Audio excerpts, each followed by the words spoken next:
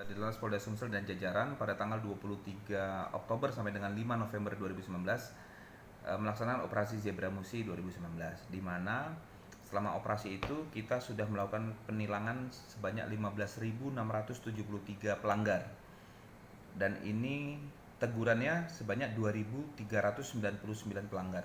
Ini kurang lebih naik 16% dibandingkan tahun 2018. Untuk kejadian kecelakaan selama periode 2 minggu itu terjadi 19 kali kecelakaan dengan 4 orang meninggal dunia, 8 orang luka berat, 17 orang luka ringan, dan kerugian materi 71.450.000. Ini mengalami penurunan sebanyak hampir 50% dibandingkan tahun 2018.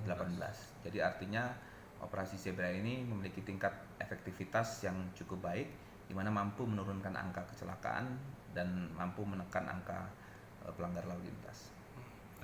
Iya, yang pertama, otomatis pertambahan jumlah kendaraan bermotor itu bertambah terus setiap tahun.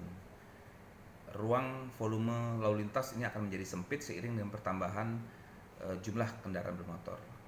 Nah, otomatis petugas kepolisian itu selalu melakukan penegakan hukum bukan untuk mencari kesalahan masyarakat, tetapi untuk mewujudkan sebuah peradaban yang lebih tertib daripada sebuah negara, sebuah kota. Di mana kita tahu potret sebuah negara ini maju, modern atau tidaknya itu terlihat dari wujud lalu lintasnya. Sehingga petugas polisi di lapangan ini setiap tahun selalu melakukan target tilang kepada masyarakat yang melakukan pelanggaran hukum dengan tujuan tadi mewujudkan sebuah peradaban tadi.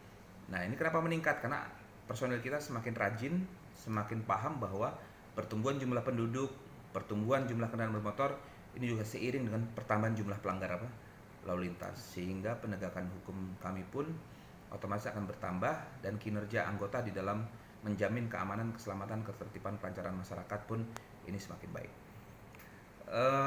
Kalau kita bicara safety sampai dengan saat ini sepertinya ini masih sebagai second class. Kenapa? Masyarakat masih cenderung mencari sesuatu yang lebih simple, murah dibandingkan dengan sesuatu yang aman. Contoh yang terjadi yaitu kasus-kasus pelanggar melawan arus.